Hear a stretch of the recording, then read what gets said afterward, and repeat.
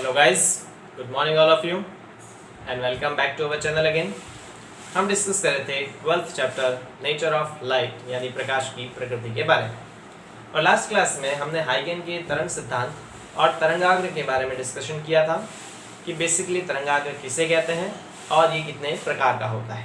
तो हमने ये पढ़ा था कि तरंगाग्र हमारे चैप्टर में इस सिलेबस में 3 प्रकार के दे रखे हैं: गोलीय तरंगाग्र, समतल तरंगाग्र और बेलनाकार तरंगाग्र। इसके बारे में हमने डिस्कस किया था। आज के इस सेशन में हम हाइगेन की द्वितीयक तरंगिकाओं के सिद्धांत के बारे में डिस्कस करेंगे और उसी के आधार पर आगे हम प्रकाश के परावर्तन और अपवर्तन को समझेंगे। लेकिन उससे पहले अगर अभी तक आपने मेरे टेलीग्राम ग्रुप को ज्वाइन नहीं किया है तो नीचे डिस्क्रिप्शन बॉक्स में दिए गए लिंक पे जाके उससे जुड़िए, क्योंकि जो कुछ वीडियो लेक्चर यहाँ पे डिलीवर होता है उसका पीडीएफ कंटेंट, पीडीएफ फाइल आपको मेरे टेलीग्राम ग्रुप पे मिल जाएगी, तो आप अपना फेयर काम बड़े इजी वे से कर सकते हैं।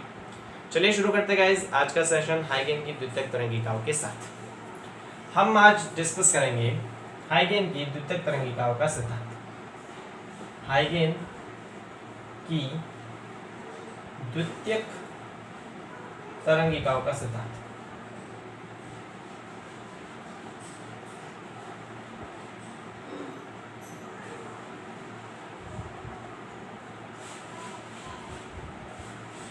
इसे कहते हैं हाइगेन्स प्रिंसिपल ऑफ सेकेंडरी वेवलेट।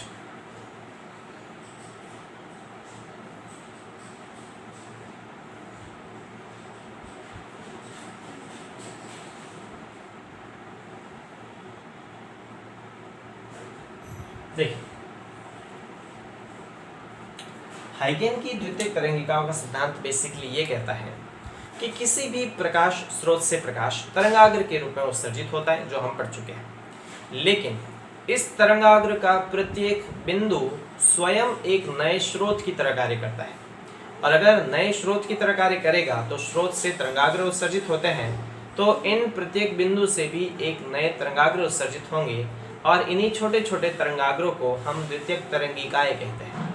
अब यदि इन द्वितीयक तरंगिकाओं के अग्र पृष्ठ पर हम एक स्पर्श रेखा खींचे तो इससे एक नया तरंगाग्र प्राप्त होता है, और इस नए तरंगाग्र को द्वितीयक तरंगाग्र कहते हैं। इस द्वितीयक तरंगाग्र के ऊपर उपस्थित प्रत्येक बिंदु भी स्वयं एक नए स्रोत की तरह कार्य करेगा और उससे भी द्वितीयक तरंगिकाएं उत्सर्जित होगी।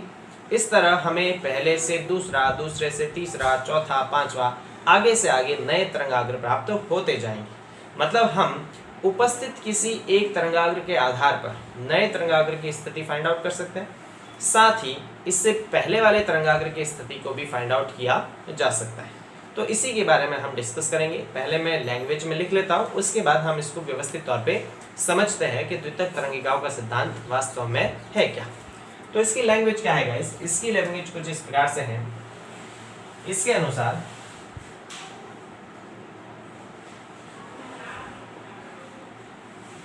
किसी प्रकाश स्रोत से प्रकाश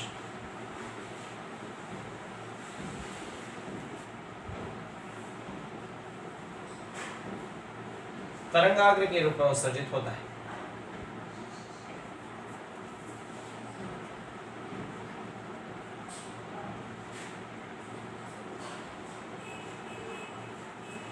तथा तरंगाग्र का प्रत्येक बिंदु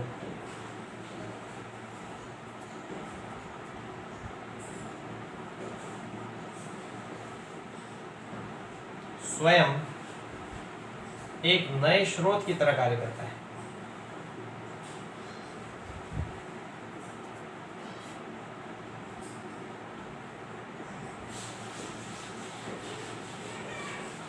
एवं छोटे छोटे तरंगाग्र उत्सर्जित करता है।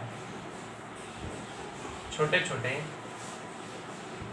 तरंगाग्र उत्सर्जित करता है।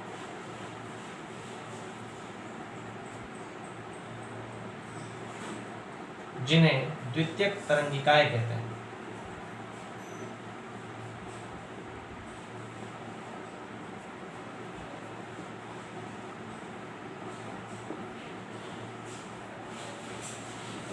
ठीक है, तो इसका स्टेटमेंट ये कहता है, जैसे मैंने बताया कि तरंगाग्र का प्रत्येक बिंदु स्वयं एक नए स्रोत की तरह कार्य करता है। और स्रोत की तरह अगर कार्य करेगा, स्रोत की तरह कार्य करेगा तो वो स्वयं भी तरंगाग्र उत्सर्जित करेगा छोटे छोटे, और उन्हीं छोटे छोटे तरंगाग्रों को द्वितीयक तरंगिकाएं कहते हैं। ठीक है, तो पहले हम जो स्टेटमेंट पढ़ा है उसके आधार पर थोड़ा डिस्कशन कर लेते हैं और उसके बाद थोड़ा और आगे बात करेंगे।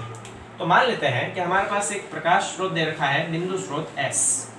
तो अगर प्रकाश स्रोत एक बिंदु स्रोत है तो हम पढ़ चुके हैं कि बिंदु स्रोत से उत्सर्जित तरंगाग्र गोलीय प्रकृति का होता है, मतलब इससे गोलीय तरंगाग्र उत्सर्जित होगा। इस प्रकार से गोलीय तरंगाग्र उत्सर्जित होगा। मैं पूरा गोला अब नहीं बनाऊंगा और हम केवल इधर वाले पोर्शन की बात करें। मान लेते हैं कि ये गोलीय तरंगाग्र उत्सर्जित कर रहा है और ये गोलीय तरंगाग्र हर संभव दिशा में मूव कर रहा है, तो इससे गोलीय तरंगाग्र कुछ उत्सर्जित हो रहा है और इसी प्रकार से आगे मूव करेगा। जैसे जैसे वो आगे मूव करेगा गाइस, वैसे वैसे इसका जो कर्वेचर है वो घटता जाएगा, मतलब इसकी गोलाई कम होती जाएगी और ये धीरे धीरे समतल में आने का प्रयास करेगा, जो हम पढ़ चुके हैं। तो हम इसको थोड़ा आगे बढ़ा लेते हैं। मान लेते हैं ये आगे बढ़ा और आगे बढ़ने के बाद ये तरंगाग्र धीरे धीरे बड़ा होता जाएगा और यहाँ पर पहुँचते पहुँचते ये इतना बड़ा हो गया। ठीक है,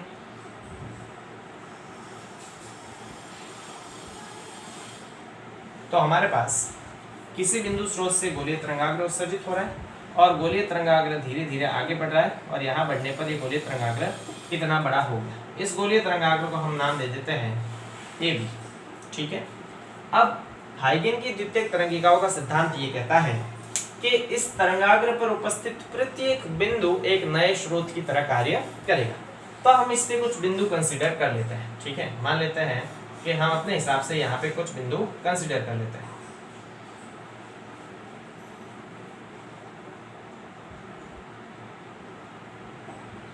ठीक, हमने यहाँ पे कुछ बिंदु कंसीडर कर लिए, 1 2 3 4 और 5 अपने हिसाब से। हालांकि प्रत्येक बिंदु नए स्रोत की तरह कार्य करेगा। तो हाइगेन की द्वितीयक तरंगिकाओं का सिद्धांत ये कहता है कि इस तरंगाग्र पर उपस्थित प्रत्येक बिंदु जो है वो एक नए स्रोत की तरह कार्य करेगा, और अगर नए स्रोत की तरह कार्य करेगा तो ये खुद भी छोटे छोटे तरंगाग्र उत्सर्जित करने चाहिए, और ये बिंदु है तो इनसे उत्सर्जित तरंगाग्र गोलीय प्रकृति के होंगे। तो मान लेते हैं ये स्वयं भी छोटे छोटे तरंगाग्र उत्सर्जित कर रहे हैं कुछ इस प्रकार से। इसने तरंगाग्र उत्सर्जित किया, इसने भी उत्सर्जित किया, इसने भी और इसने भी। इस प्रकार से ये स्वयं छोटे छोटे तरंगाग्र उत्सर्जित कर रहे हैं। ठीक है, इन छोटे छोटे तरंगाग्रों को ही हम द्वितीयक तरंगिकाएं कहते हैं। क्लियर है गाइस? क्या पढ़ा हमने कि तरंगाग्र पर उपस्थित प्रत्येक बिंदु एक स्रोत की तरह कार्य करेगा, और अगर स्रोत की तरह कार्य करेगा तो इस बिंदु से भी तरंगाग्र उत्सर्जित होगा, ये तरंगाग्र इससे उत्सर्जित हो गया, इस बिंदु से भी तरंगाग्र उत्सर्जित होगा, ये इससे उत्सर्जित हो गया, इस बिंदु से भी उत्सर्जित होगा। तो इस तरह प्रत्येक बिंदु जो है वो अगर स्रोत की तरह कार्य करेगा तो छोटे छोटे तरंगाग्र उत्सर्जित करेंगे। इन्हीं छोटे छोटे तरंगाग्रों को हम द्वितीयक तरंगिकाएं कहते हैं। क्या कहते हैं? इन्हें हम कहते हैं द्वितीयक तरंगिकाएं। द्वितीयक तरंगिकाएं।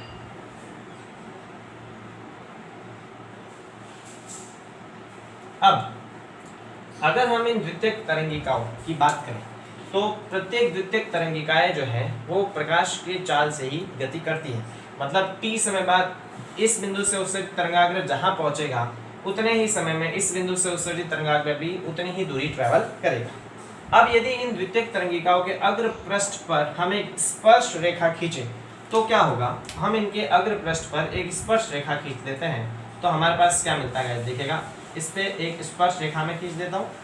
इनके अग्र पृष्ठ पर एक स्पर्श रेखा अगर हम खींचे तो हमें पूरा का पूरा बड़ा तरंगाग्र प्राप्त होता है, और इस बड़े तरंगाग्र को हम A डैश B डैश कह देते हैं। तो हम क्या देखते हैं कि जब इन तरंगिकाओं के अग्र पृष्ठ पर एक स्पर्श रेखा खींची जाती है तो इससे पूरा का पूरा नया तरंगाग्र बनता है, बड़ा तरंगाग्र बनता है, और इस बड़े तरंगाग्र को हम द्वितीयक तरंगाग्र कहते हैं। क्या कहते हैं? इसे कहते हैं द्वितीयक तरंगाग्र। Clear guys? क्या बताया मैंने कि अगर इन द्वितीयक तरंगिकाओं के अग्र पृष्ठ पर एक स्पर्श रेखा खींच दी जाए तो इससे पूरा का पूरा एक नया तरंगाग्र बनता है, और इस नए तरंगाग्र को हम द्वितीयक तरंगाग्र कहते हैं।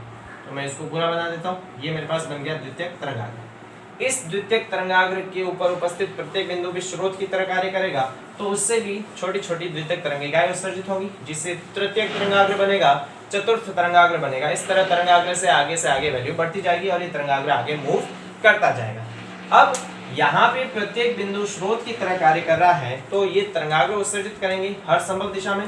तो इधर जब तरंगाग्र या द्वितीयक तरंगिका उत्सर्जित हो रही है तो इधर भी द्वितीयक तरंगिका उत्सर्जित होगी। इस प्रकार से ये इधर भी उत्सर्जित कर रहा होगा, इधर भी उत्सर्जित हो रही होगी इस तरह से।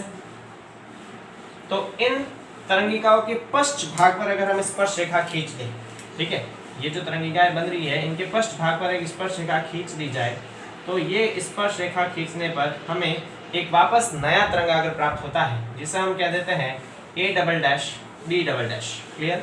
और ये इस मेन तरंगाग्र के पश्च तरंगाग्र को शो करता है, यानी इससे प्रीवियस वाले तरंगाग्र को शो करता है। तो इस तरह हम किसी भी तरंगाग्र से इससे आगे वाले तरंगाग्र की स्थिति को या इससे पीछे वाले तरंगाग्र की स्थिति को फाइंड आउट कर सकते हैं, और यही हाइगेन की द्वितीयक तरंगिकाओं का सिद्धांत है। तो मोटे मोटे तौर पे हमने क्या डिस्कस किया कि किसी भी प्रकाश स्रोत से प्रकाश तरंगाग्र के रूप में उत्सर्जित होता है। तरंगाग्र का प्रत्येक बिंदु जो है वो एक नए स्रोत की तरह कार्य करता है, और अगर स्रोत की तरह कार्य करेगा तो स्वयं छोटे छोटे तरंगाग्र उत्सर्जित करेगा जिन्हें द्वितीयक तरंगिकाएं कहते हैं। अब इन द्वितीयक तरंगिकाओं के अग्र भाग पर एक स्पर्श रेखा खींची जाए तो इससे एक नया तरंगाग्र बनेगा जिसे द्वितीयक तरंगाग्र कहते हैं, और इसी तरह तरंगाग्र आगे से आगे मूव करते हैं। अगर द्वितीयक तरंगिकाओं के पश्च भाग पर स्पर्श रेखा खींची जाए तो इससे भी एक नया तरंगाग्र बनता है जो मेन तरंगाग्र से एक पहले वाला तरंगाग्र है। तो इस प्रकार हम किसी भी तरंगाग्र की पोजीशन से इससे नेक्स्ट वाले तरंगाग्र की पोजीशन को या इससे प्रीवियस वाले तरंगाग्र की पोजीशन को फाइंड आउट कर सकते हैं। यही हाइगेन की द्वितीयक तरंगिकाओं का सिद्धांत है। तो आप इसका स्क्रीनशॉट ले लीजिएगा और अपने फेयर काम में लिख लीजिएगा। ठीक है गाइस, तो हम इसकी पूरी डेफिनेशन लिख लेते हैं जिन्हें हम द्वितीयक तरंगिकाएं कहते हैं। यहाँ पर यदि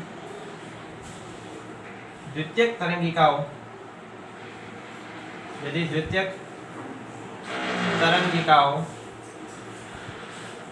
के अग्र पृष्ठ पर एक स्पर्श रेखा खींची जाए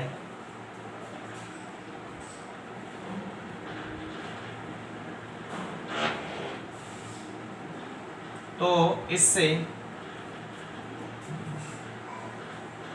एक नया तरंगाग्र प्राप्त होता है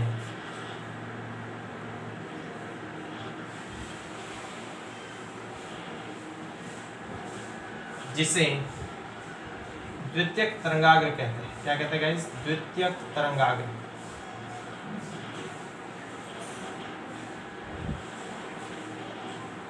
ठीक है, तो क्या डिस्कस किया हमने कि अगर इन तरंगिकाओं के अग्र भाग पर स्पर्श रेखा खींची जाए तो इससे एक नया तरंगाग्र प्राप्त होता है जिसे द्वितीयक तरंगाग्र कहते हैं। इसी प्रकार हम अगर द्वितीयक तरंगिकाओं के पश्च भाग पर स्पर्श रेखा खींचे तो इससे हमें पश्च जो तरंगाग्र है वो प्राप्त होता है द्वितीयक तरंगाग्र के अलावा। इसी प्रकार यदि तरंगिकाओं के पश्च पृष्ठ पर स्पर्श रेखा खींची जाए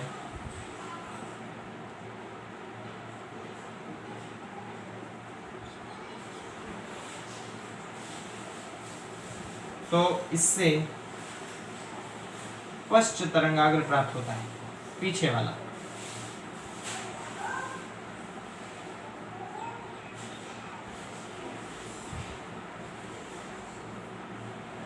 तो अगर आगे वाले भाग पर स्पर्श रेखा खींची जाए तो द्वितीयक तरंगाग्र प्राप्त होता है, पीछे वाले पृष्ठ पर स्पर्श रेखा खींची जाए तो इससे पश्च तरंगाग्र प्राप्त होता है। और दोनों ही प्रकार के तरंगाग्र में अगर द्वितीयक तरंगाग्र की बात करें तो द्वितीयक तरंगाग्र का भी प्रत्येक बिंदु एक नए स्रोत की तरह कार्य करेगा जिससे और आगे से आगे तरंगाग्र आगे बढ़ता जाएगा।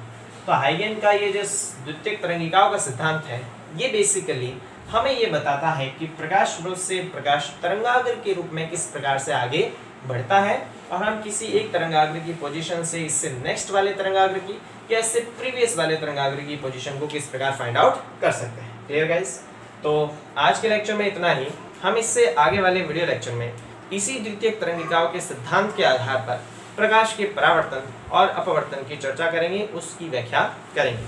तो मिलते गाइस अगले वीडियो लेक्चर में। Thank you so much.